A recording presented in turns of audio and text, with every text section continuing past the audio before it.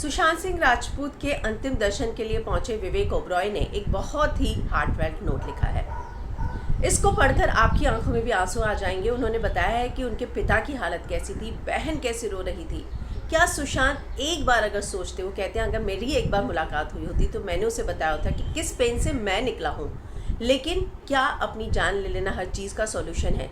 मैं आपको पढ़ के बताती हूँ। थोड़ा सा बड़ा है उनका ये नोट, उन्होंने कल सोशल मीडिया पर पोस्ट किया है। लेकिन आप विवेक ओबरॉय इस इंडस्ट्री में पले बड़े हैं, उन्होंने अपना स्ट्रगल किया है, वो भी कभी बड़े कैंप का हिस्सा हुआ करते थे और कैसे उनकी जर्नी रही।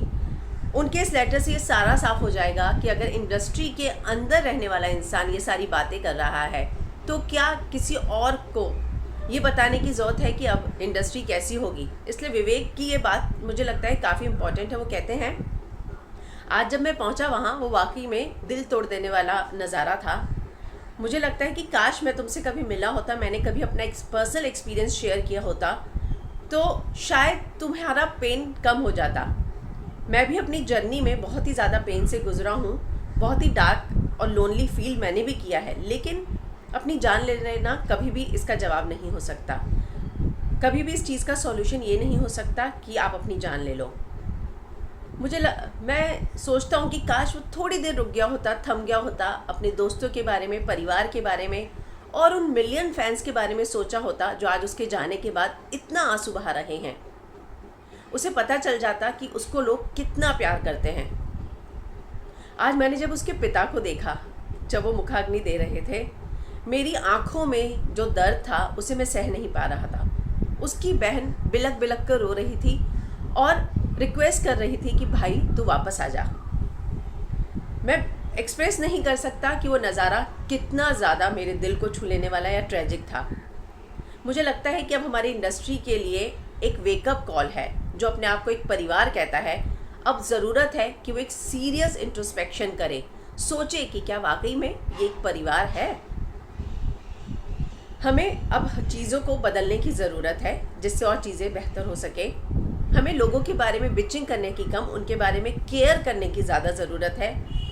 Less power play and more grace and large heartedness.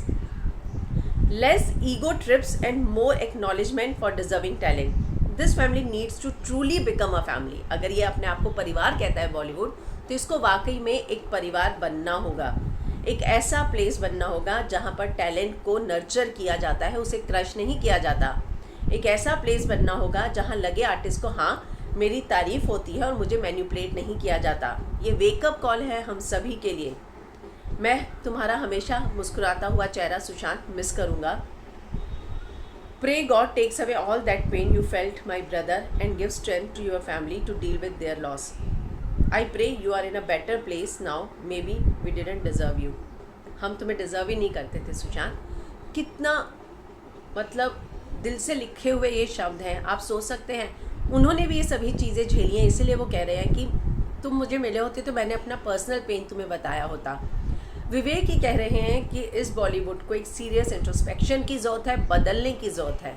यानी कि एक ऐसा शख्स जो इस बॉलीवुड में पला बड़ा है, वो भी बॉलीवुड पर उंगली उठा रहा है, प्रश्न चिन्ह लगा रहा है। तो वाकई में क्या बॉलीवुड जिम्मेदार है जो आज सुशांत हमारे बीच नहीं रहे? और यही एक कड़वी सच्चाई भी है।